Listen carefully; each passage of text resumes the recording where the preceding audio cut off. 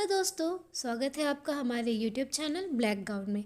दोस्तों, आज की इस वीडियो में हम 5 specific writs under Indian constitution को डिस्कस करेंगे।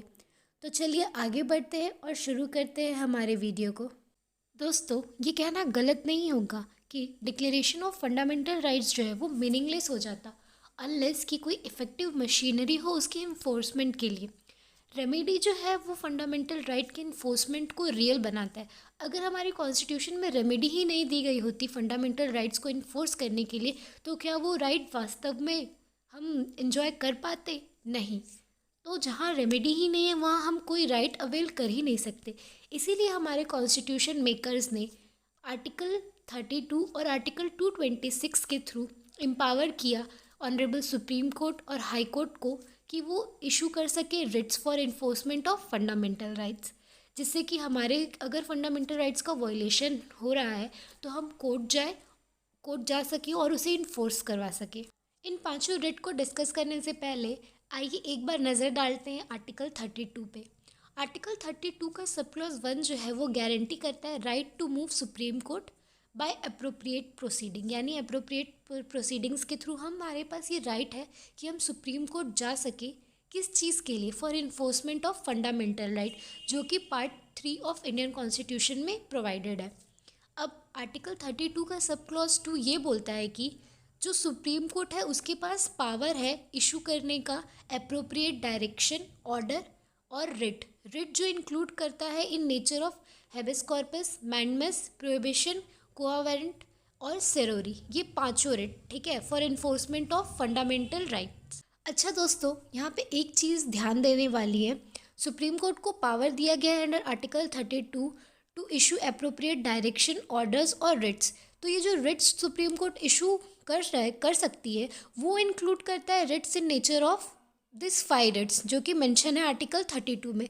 लेकिन इसका ये मतलब नहीं है कि सुप्रीम कोर्ट बस यही पांचों रिट्स को इशू कर सकता है। सुप्रीम कोर्ट के पास पावर है कि वो दूसरे रिट्स को भी इशू कर सकता है। ये पांचों रिट का जो कॉन्सेप्ट है वो इंग्लिश लॉ का कॉन्सेप्ट है, यानी सुप्रीम कोर्ट बाउंड नहीं है इन्हीं रिट्स को इशू करने के लिए। वो दूसरे डायरेक्शन, ऑर्डर या फिर दूसरे रिट को भी इशू कर सकता है।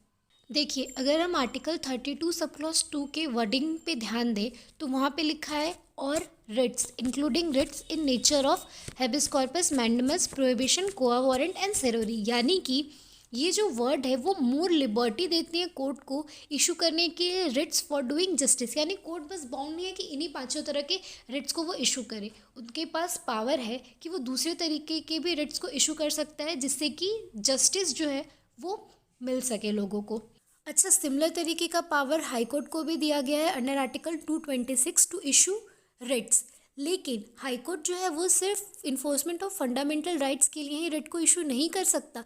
आर्टिकल 226 का वर्ड जो है वो और ज़्यादा एक्सपैंड करके दिया गया है और वहाँ पे लिखा गया है एनी अदर पर्पसेस, यानी कि फंडामेंटल राइट्स को छोड़ के और भी जो दूसरे पर्पसेस है उसके लिए भी हाई कोर्ट के पास पावर है रिट इशू करने का।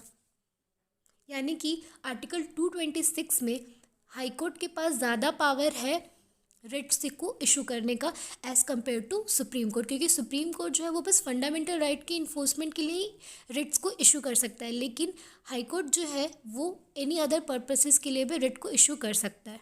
अब देखते हैं क्लॉज 3 ऑफ आर्टिकल 32। तो क्लॉज 3 ऑफ आर्टिकल 32 पार्लियामेंट को बाय लॉ एम्पावर करता है कि वो एनी अदर कोर्ट को एम्पावर कर सकता है to exercise within its local limit of jurisdiction, जो भी पावर सुप्रीम कोर्ट के द्वारा एक्साइज किए जा रहे हैं अंडर सब क्लॉज 2। लेकिन जो सब क्लॉज 4 है वो ये बोलता है कि जो सुप्रीम कोर्ट को आर्टिकल 32 में पावर मिले हैं उसे सस्पेंड नहीं किया जा सकता एक्सेप्ट और otherwise provided for the constitution. यानी पार्लियामेंट के पास पावर तो है कि वो किसी और कोर्ट को ये पावर दे कि वो रिट वगैरह इशू कर सकता है for violation of fundamental right, लेकिन जो सुप्रीम कोर्ट के पास पावर है उसे वो सस्पेंड नहीं कर सकता। आपको पावर देना है आप दीजिए, लेकिन सुप्रीम कोर्ट के पावर को आप सस्पेंड नहीं कर सकते। तो दोस्तों, अभी हमने आर्टिकल 32 और आर्टिकल 226 में जो सुप्रीम कोर्ट और हाई कोर्ट के पास पावर है टू इशू रिट का एक ओवरव्यू ले लिया है, जिससे कि हमें आगे जो रिट्स के कॉन्सेप्ट है उसे समझने में थोड़ी आसानी हो। तो चलिए आगे बढ़ते हैं और स्टार्ट करते हैं हमारे पहले रिट को, जो है हेबिस कॉर्पस। हैबिस कॉर्पस जो है वो एक लैटिन टर्म है जिसका लिटरल मीनिंग है you may have the body.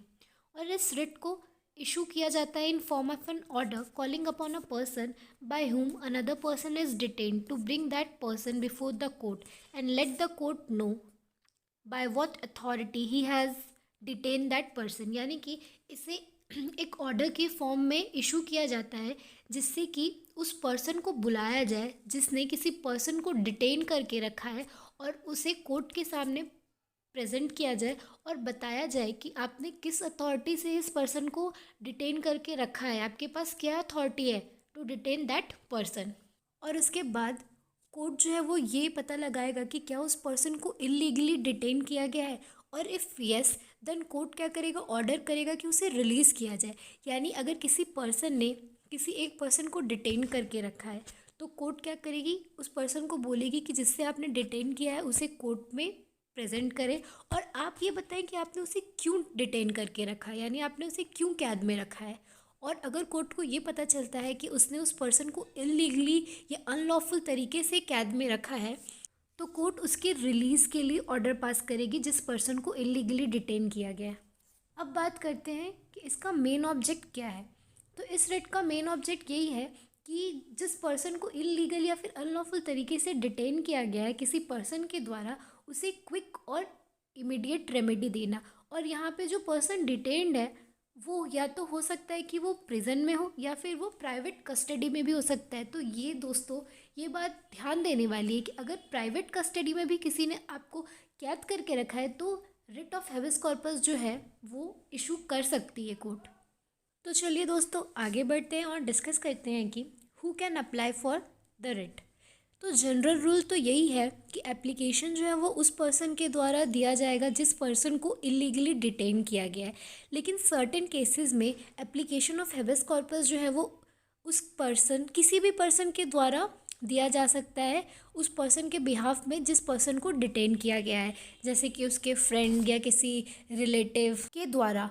तो application for writ of habeas corpus जो है उसमें सुप्रीम कोर्ट जो है वो स्ट्रिक्ट रूल ऑफ प्लीडिंग को फॉलो नहीं करता है और ना ही इस चीज़ पे ज़्यादा एम्फेसाइज करता है कि बर्डन ऑफ प्रूफ किस पे लाई करता है। इवन अगर जो डिटेनू है यानी जिसे डिटेन किया गया है वो एक पोस्ट कार्ड भी लिखकर सुप्रीम कोर्ट को देता है तो ये सुप्रीम कोर्ट के लिए काफ़ी होगा एग्जामिन करने के लिए कि लीगैलिटी क्या है उसके डिटेंशन की। तो हमें पता है कि सुप्रीम कोर्ट जो है वो बहुत ग्रेट कंसर्न शो करती है पर्सनल लिबर्टी के केस में।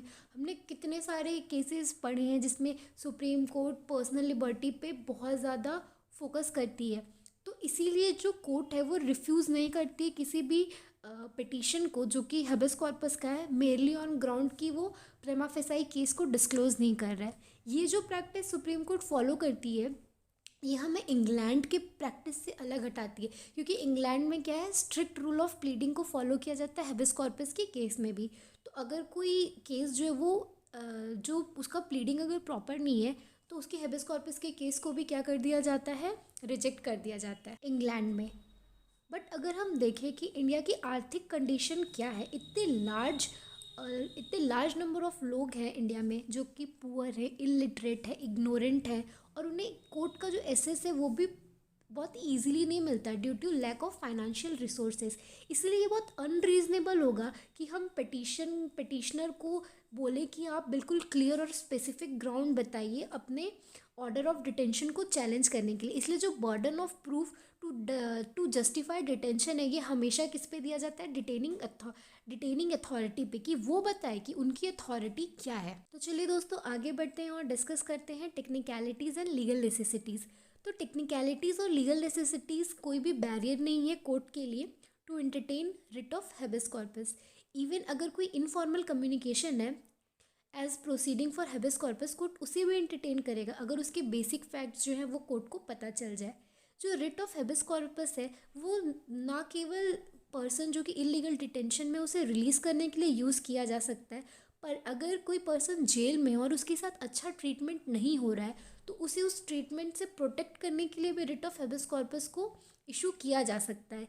इस चीज़ को सुप्रीम कोर्ट ने सुनील भद्रा वर्सेस दिल्ली एडमिनिस्ट्रेशन के केस में हेल्ड किया था। चलिए अब हैबिस कॉर्पस के रिट में हम लास्ट टॉपिक को डिस्कस करते हैं, व्हेन इट विल लाई। तो रिट ऑफ हेबियस कॉर्पस तब लाई करेगा जब पावर ऑफ डिटेंशन जो कि अथॉरिटी में वास्टेड है वो उसे एक्सरसाइज कर रही है मालाफाइडली, ठीक है।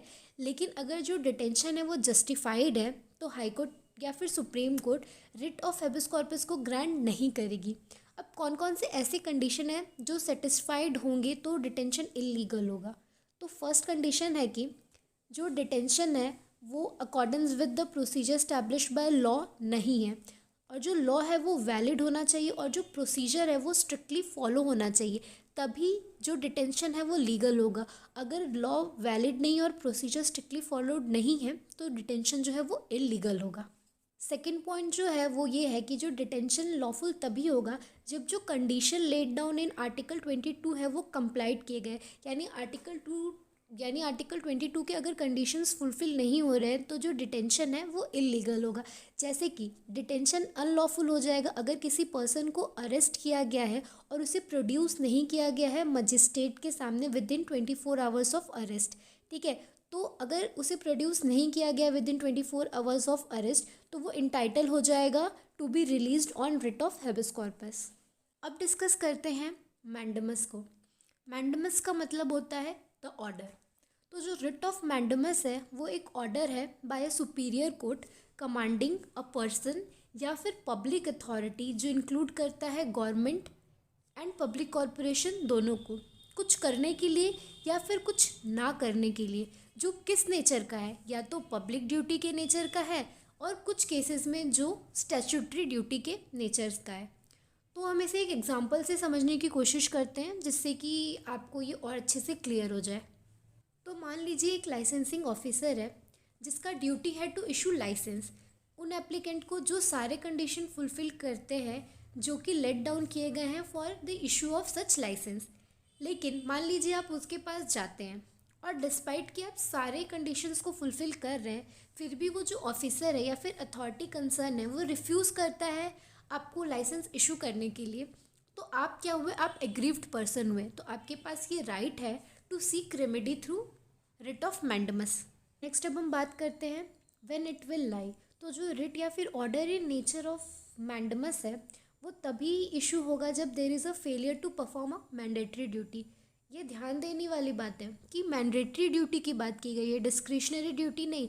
यानी किसी गवर्नमेंट या फिर पब्लिक कॉरपोरेशन का कोई मैंडेटरी ड्यूटी है और वो फेल करता है उसे परफॉर्म करने के लिए, तब कोर्ट जो है वो इशू करेगी writ of mandamus.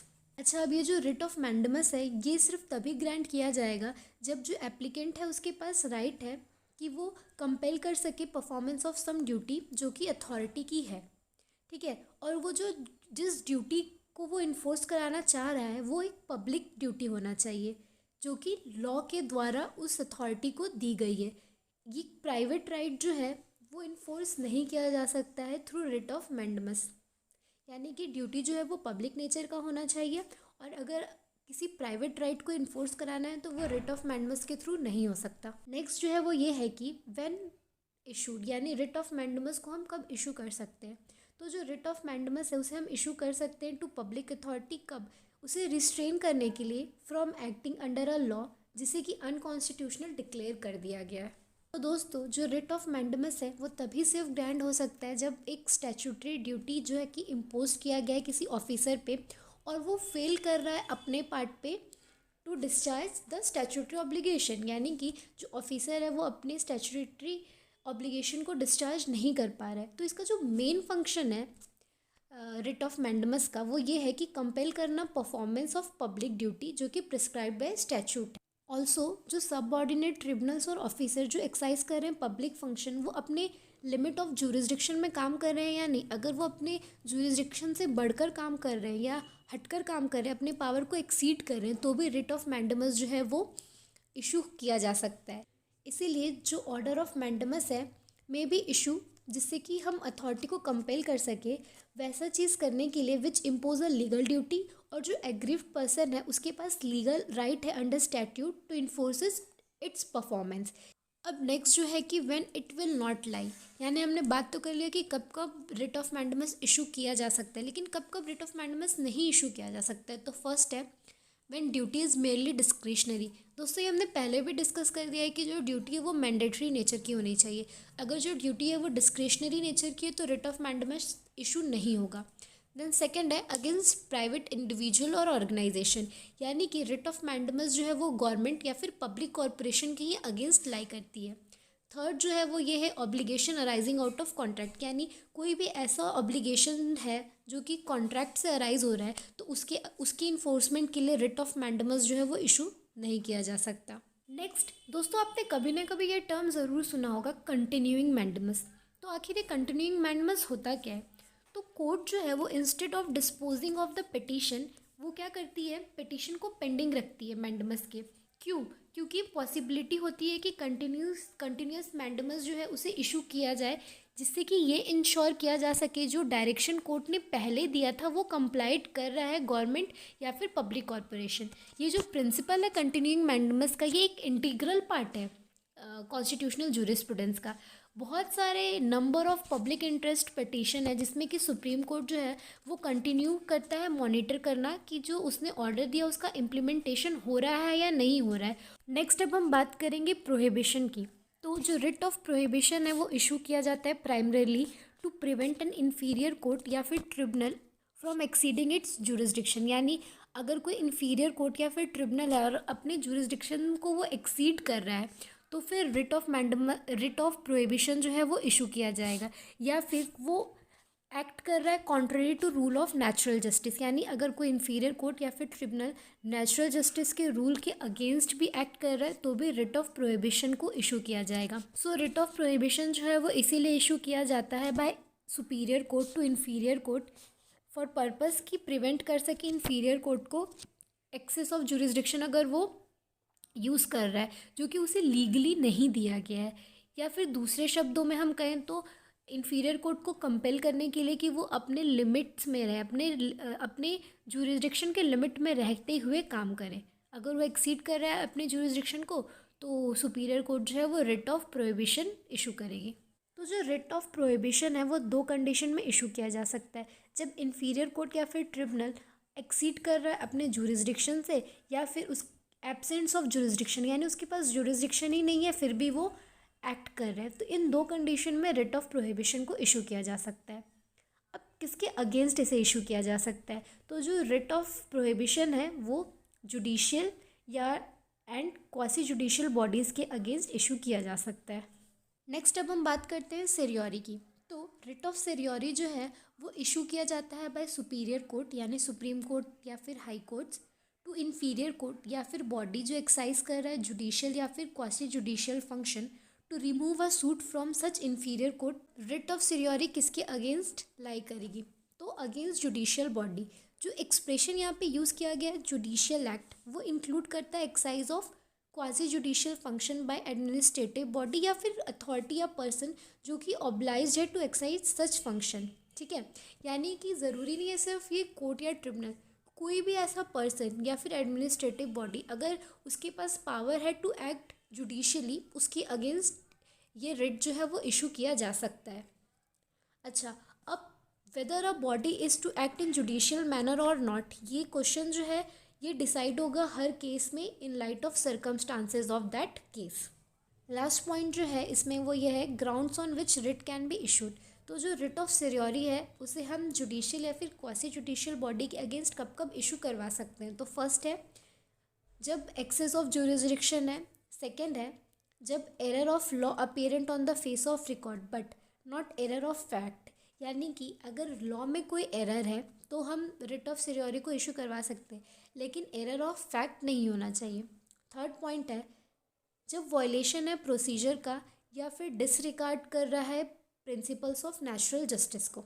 Now want of excess jurisdiction कब होगा? तो जो रिट ऑफ सेरियोरी है वो इश्यू कर सकते हैं बॉडी जो परफॉर्म कर रहा है जुडिशियल या फिर quasi judicial function for correcting errors of jurisdiction, यानी कि जो जुरिस्डिक्शन का एरर है उसको करेक्ट करने के लिए रिट ऑफ सेरियोरी को हम लोग इशू कर सकते हैं जब इन्फीरियर कोर्ट या फिर ट्रिब्यूनल एक्ट कर रहा है बिना जुरिस्डिक्शन के या फिर एक्सेस ऑफ इट या फिर फेल करता है टू एक्साइज इट। तो इन सारे कंडीशन में रिट ऑफ सेरियोरी इशू किया जा सकता है for want of excess jurisdiction.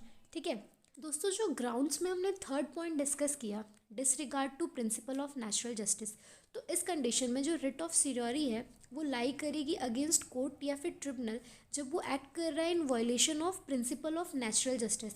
तो दो प्रिंसिपल ऑफ नेचुरल जस्टिस को हम लोग जनरली एक्सेप्ट करते हैं।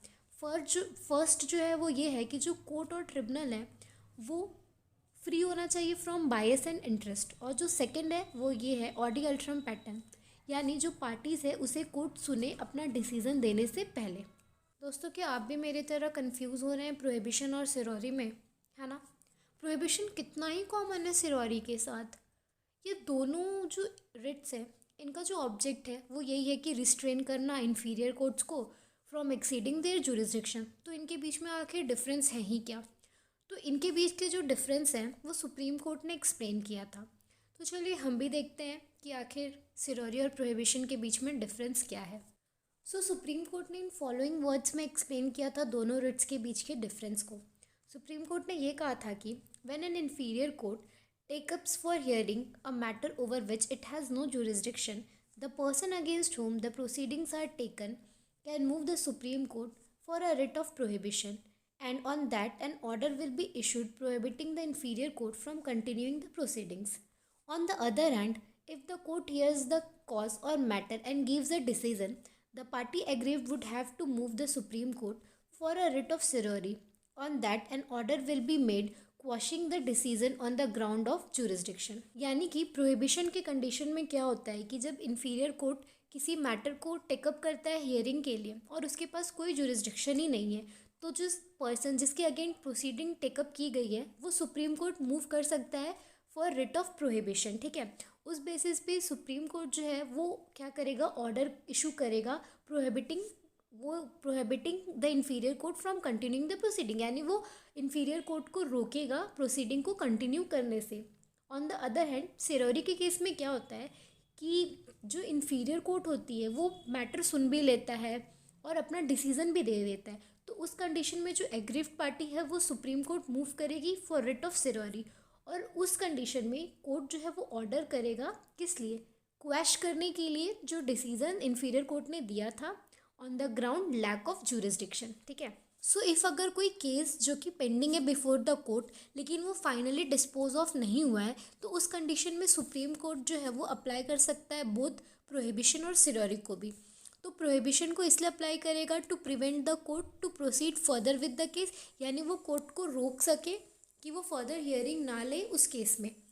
सिरोरी को इसलिए अप्लाई करेगा क्योंकि for quashing what had already been decided, यानी सिरोरी को अप्लाई करके जो कोर्ट ने ऑलरेडी ऑर्डर वगैरह पास किया है उसे क्वैश कर सके। तो जो सिरोरी का ऑब्जेक्ट है वो है कर्स करना, और जो प्रोहिबिशन का ऑब्जेक्ट है इन शॉर्ट वो है प्रिवेंट करना। अच्छा, प्रोहिबिशन भी सिरोरी जैसे लाई करता है against judicial and quasi judicial bodies. ठीक है, वो नहीं लाई करता है अगेंस्ट पब्लिक अथॉरिटी जो कि प्योरली एग्जीक्यूटिव एडमिनिस्ट्रेटिव कैपेसिटी में काम कर रहे हैं, या फिर किसी लेजिस्लेटिव बॉडी के अगेंस्ट भी ये दोनों जो रिट हैं वो लाई नहीं करते हैं। चलिए अब डिस्कस करते हैं हमारे आज के लास्ट रिट को, क्वो वारंटो। तो इस रिट का मतलब है व्हाट इज़ योर अथॉरिटी। तो इस रिट के थ्रू जो होल्डर ऑफ ऑफिस है उसे बुलाया जाता है कोर्ट में टू शो कि उसकी अथॉरिटी क्या है उस ऑफिस को होल्ड करने की। इस रिट का जो मेन ऑब्जेक्ट है वो ये है कि प्रिवेंट करना ऐसे पर्सन को ऑफिस होल्ड करने के लिए जो कि लीगली इंटाइटल्ड नहीं है उसे होल्ड करने के लिए। और अगर इंक्वायरी में ये फाइंडिंग आता है कि जो होल्डर ऑफ ऑफिस है उसके पास कोई वैलिड टाइटल नहीं है, तो कोर्ट जो है वो पास करेगा order preventing the holder to continue in office. ठीक है, अगर पता चलता है कि उसके पास कोई वैलिड टाइटल नहीं है तो कोर्ट ऑर्डर करेगा कि उसे उस ऑफिस से हटा दिया जाए। ठीक है, एंड में also declare the office vacant, और उस ऑफिस को वैकेंट डिक्लेयर कर देगा। अच्छा, अगर कोई होल्डर ऑफ पब्लिक ऑफिस है जो इनिशियली डिस्क्वालीफाइड था उस ऑफिस को होल्ड करने के लिए, तो जो रिट ऑफ क्वो वारंटो है वो नहीं इशू होगा अगर सब्सटिक्वेंट स्टेज पे जो डिस्क्वालिफिकेशन है वो रिमूव कर दिया गया। ठीक है, अच्छा, after the removal of disqualification जो होल्डर ऑफ द ऑफिस था उसे फिर से उसी पोजीशन पे अपॉइंट किया जा सकता है। इस डॉक्ट्रिन का ये मतलब है कि अगर इनिशियल डिस्क्वालिफिकेशन को हमने रिमूव कर दिया तो ये अथॉरिटीज़ के लिए ओपन है कि जो कंसर्न पर्सन था उसे फिर से सेम पोजीशन पे इमिडिएटली अपॉइंट किया जा सकता है। इवन अगर जो कोर्ट है उसने ग्रांट किया था रिट ऑफ क्वा वारंटो डिज़रायबल बाय द पिटिशनर, यानी पिटिशनर के चैलेंज करने पे अगर कोर्ट ने क्वा वारंटो इशू किया था, ठीक है, और वो डिस्क्वालिफिकेशन जो है वो रिमूव हो चुका है, तो फिर से जो होल्डर ऑफ ऑफिस है कोर्ट अथॉरिटी उसे फिर से अपॉइंट कर सकते हैं। सो नेक्स्ट इसमें है कि हु कैन अप्लाई। तो रिट ऑफ क्वा वारंटो है वो क्लेम किया जा सकता है बाय पर्सन इफ़ वो सेटिस्फाई करता है कोर्ट को दैट जो ऑफिस इन क्वेश्चन है वो पब्लिक ऑफिस है और जो पर्सन उस ऑफिस को होल्ड कर रहा है उसके पास कोई लीगल अथॉरिटी नहीं है, यानी कि जो रिट ऑफ क्वा वारंटो है वो इशू नहीं किया जाएगा इन रिस्पेक्ट ऑफ ऑफिस जो कि है प्राइवेट कैरेक्टर का। अच्छा दोस्तों, यहाँ पे और एक चीज़ ध्यान देने वाली है कि जो एप्लीकेशन फॉर रिट ऑफ क्वा वारंटो है जो कि चैलेंज करने के लिए है किसी भी अपॉइंटमेंट ऑफ ऑफिस जो कि पब्लिक नेचर का है, तो उसे कोई भी पर्सन फाइल कर सकता है, कोई भी प्राइवेट पर्सन, ठीक है। ऑल्दो ज़रूरी नहीं है कि वो जो पर्सन है वो पर्सनली एग्रीव्ड हो या फिर उसका कोई इंटरेस्ट हो उस मैटर में। ये ज़रूरी नहीं है कि जो पिटिशनर है फॉर रिट ऑफ क्वा वारंटो उसका कोई लीगल राइट होना चाहिए उस ऑफिस में। कोई भी मेंबर ऑफ पब्लिक जो है चैलेंज कर सकता है राइट ऑफ अ पर्सन जो कि होल्ड कर रहा है एक पब्लिक ऑफिस को। तो दोस्तों आज के इस वीडियो में इतना ही। आई होप कि आपको आज का ये वीडियो लगा हो इन्फॉर्मेटिव और हेल्पफुल। Thank you. अगर आपको हमारी वीडियोस अच्छे लगते हैं तो लाइक करना ना भूलें दोस्तों, और प्लीज़ इस वीडियो को अपने सखी संबंधियों के साथ शेयर करना भी ना भूलें और कमेंट करके अपनी राय बताएं। और अगर आपको किसी भी लॉ के सब्जेक्ट में डिफ़िकल्टी आ रही है या आप चाहते हैं कि हम उस पर वीडियो बनाएं तो प्लीज़ हमें कमेंट सेक्शन में बताएं। Thank you. मिलते हैं अगले वीडियो में।